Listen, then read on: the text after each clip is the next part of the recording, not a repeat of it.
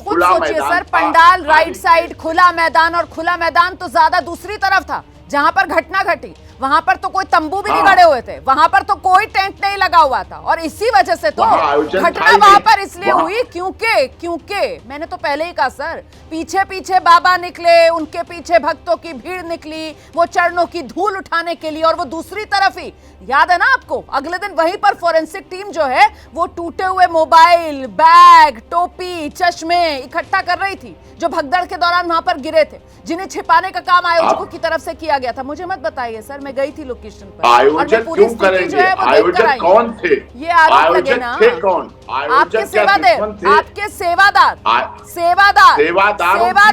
जो वहाँ इंतजाम में लगे हुए थे। सेवादारों की बहनें थी, सेवादारों की माताएं थी, सेवादारों की बेटियां थी, सेवादारों के बच्चे थे। था तो वो पारिवारिक ही एक बड़े बृहद रूप में आयोजन, सब थे तो सत्संग के, आने वाले थे तो सत्संगी भाई, जो सत्संग के थे, अपने थे, उनके थे, उन्होंने तो बुलाया, उन्होंने ये आयोजन किया, उन्होंने व्यवस्थाएं की, उन्होंने सारा अरेंजमेंट किया। आने वाले भी उनके थे, मरने वाले भी उनके थे, जेल जाने वाले भी कोई है, बाहर का इसमें कोई नहीं है। मधुकर अगर जेल भेजा है और लोगों को भेजा है, सरेंडर किया, इसीलिए हमने उसे सरेंडर किया, इसीलिए हमने कहा कि हम कहीं एप्लीकेशन नहीं लगाएंगे, ना सरेंडर की, ना एंटीसिपेटरी की बेल की, ना 482 की, ना ऑनरेबल हाई कोर्ट, ना ऑनरेबल सुप्रीम कोर्ट, क्योंकि आयोजक तो वही हैं, वही आयोजक हैं, वही बुलाने वाले, वही दरी बिछाने वाले, वही कालीन बिछाने वाले, वही मंच की व्यवस्था करने वाले, वही लाइट की व्यवस्था करने वाले, वही जल की व्यवस्था करने वाले, वही पार्किंग की व्यवस्था करने। बाहरी लोग कुछ भी कर सकते हैं, लेकिन जो घटना हुई है वो उन्हीं के साथ हुई, उन्हीं के द्वारा आरोप लगा गया। आपने शानदार तरीके से यहाँ पर दलीलें रख दी सर, लेकिन आपको पता है इससे पलटकर आपसे क्या पूछा जाएगा कि ऐसा भी दुनिया में पहली बार ही देखने के लिए मिल रहा था कि वही अपने लोग मर गए, वही अपने परिवार के लोग मर गए, वही अपने जो हैं वो दुनिया से चले गए, अपनों का सबसे ज्यादा जाने का गम हम ही को है, और ये हम ही सामने नहीं आते हैं।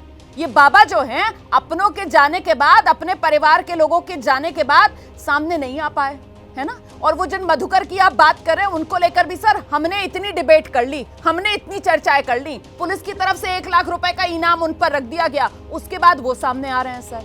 मतलब ये तो बेशर्मी की हद कहा जाए सर इसको, या संवेदनहीनता की हद कहा जाए कि आप कह रहे हैं आपके अपने मर गए, आप कह रहे हैं आपके अपने परिवार के लोग मर गए, और तब भी सर आप सामने नहीं आ पाए, आप उनके दुख में खड़े नहीं हुए, नजर नहीं आया आप कहीं पर भी, क्यों? ये तो पूछा जाएगा ना बाबा से। नारायण साकार हरि का तुरंत जैसे मैं एंगेज हुआ, जैसे उन्होंने, देखिए ये दुख था, 121 लोगों की मौत हुई। पहली हमारी प्राथमिकता क्या थी? कोई भी दवा के बिना, मतलब जो इंजर्ड हैं वो अधिक से अधिक सही हो जाएं, जिससे लाशों की संख्या ना बढ़े। दूसरी हमारी प्राथमिकता थी इंजर्ड को बेटर ट्रीटमेंट मिले। हमारे सेवादार ने लगातार एक व्यक्ति ने 3 यूनिट एक दिन में ब्लड दिया है। चश्मदीद से पूछिए अहमद बिलाल की घटना हुई तो ये सेवादार वहां पर जान बचाने के लिए लोगों के तत्पर नजर आ रहे थे? जिस तरीके का दावा यहाँ पर एपी सिंह साहब की तरफ से किया जा रहा है, ये सब फरार हो गए, सब अपनी जान बचाने की फिराक में थे। बिल्कुल, देखिए मेरे साथ चश्मदीद है। राजेश जी, आप उस जगह पर मौजूद थे जैसा कि आपने बताया, तो फिर जैसा कि भोले बाबा के जो वकील हैं वो बहुत दावा कर रहे हैं कि जो सेवादार थे वो बहुत मदद कर रहे थे लोगों को, वहां पर तत्पर थे लोगों की मदद के लिए, भीड़ को हटाने की कोशिश कर रहे थे, तितर बितर करने की कोशिश कर रहे थे। आप वहां पर थे, कितनी सच्चाई है इस भोले बाबा के वकील? घटना स्थल से मैं 70-80 मीटर पीछे था, परंतु ये था वहाँ पर जितने भोले बाबा के जो वो थे सेवादार, वो सब एक एक करके निकल रहे। जब घटना हुई तो एक एक करके निकल लिए थे। कोई भी वहां पर मौजूद नहीं था?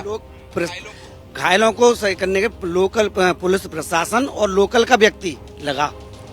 लोकल सेवादार क्या कर रहे थे? वो निकल गए थे। कोई मदद नहीं करी कोई घायलों? अब जितनी थोड़ी बहुत की होगी तो उन्होंने की होगी, जो मतलब हमने तो 70-80 मीटर दूर से जो हमारे साथ हमारे गांव के जो लोग आए उन्होंने बताया भैया ऐसा बात है, भग चलो यहाँ से।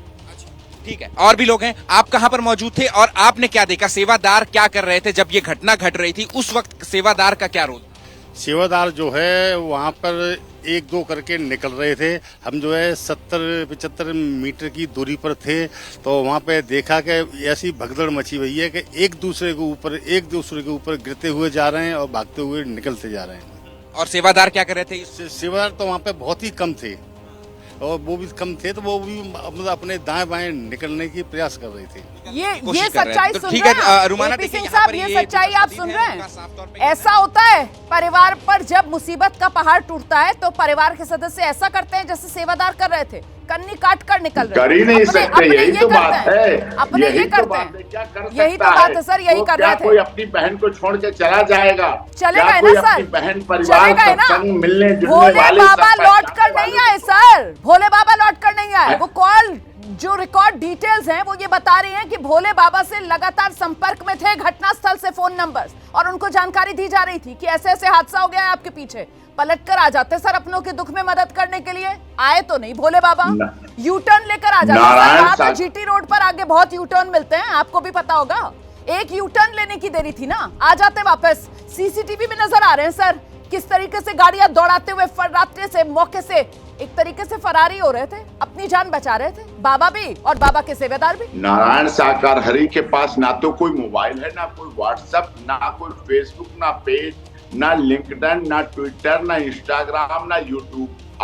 आप सोचिए ना किस तरह का शुचिता का जीवन था। और उन्हें जैसे ही पता चला उन्होंने अपनी संवेदनाएं व्यक्त की। आपको हैंड रिटन लेटर साइंड है, उसके बाद आपके पास कितने दिन बाद आया ये हैंड रिटन लेटर, मुझे ये बताइए ना कितने दिन बाद आया, घटना के कितने दिन बाद आया बताइए, देश को ये भी पता चले ना। आप समझिए पहली प्राथमिकता जो बोल रहे हैं ना, लाशें, कोई भी लावारिश लाश ना जाए, ये भी प्राथमिकता थी कि कोई ऐसी लावारिश लाश ना रह जाए जो अपने परिवार में ना पहुंच पाए। यद्यपि उसका लावारिश में भी अंतिम संस्कार सम्मान से होता, लेकिन ये दुख ना रह जाए कि किसी की बहन, बेटी, माँ, चाची, आपको जरा सा इस बात का एहसास नहीं हो रहा है कि जो कार्य स्थानीय लोगों ने किया और जो कार्य प्रशासन ने सुचारू रूप से अंजाम दिया, जिस कार्य की कमान खुद दूसरी राज्य के मुख्यमंत्री योगी आदित्यनाथ ने संभाली सर, वो जिस तरीके से पीड़ितों से मिले, घायलों से मिले, वो जिस तरीके से मुआयना करने के लिए घटनास्थल पर पहुंचे, उसके बाद ही सुचारू रूप से घायलों को मदद मिली सर। और जो अपने हैं वो अपनों के शव को सम्मानजनक तरीके से अपने घर लेकर जा सके। मैं एक बार फिर से लेकर चलती हूँ दर्शकों को ग्राउंड पर। बिलाल, आपके आसपास जो चश्मदीद मौजूद है जरा उनसे पूछिए, ये जो यहाँ पर बाबा के बचाव में दलीलें दी जा रही हैं कि साहब साजिश रच दी, कोई तो जहरीला स्प्रे था, उसकी वजह से हादसा हो गया, इनका क्या कहना है?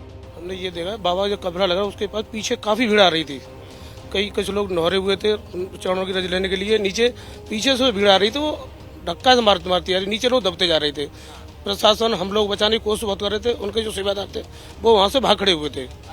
सेवादार ये देख, वहाँ पर सेवादार भाग खड़े हुए भाग थे। खड़े हुए, ये चश्मदीद हैं जो एक तरीके से पोल खोल रहे हैं। असल जड़ में ये बयान ही है जो मंच से दिया गया कि चरण रज ले लीजिएगा, सारे कष्ट दूर हो जाएंगे।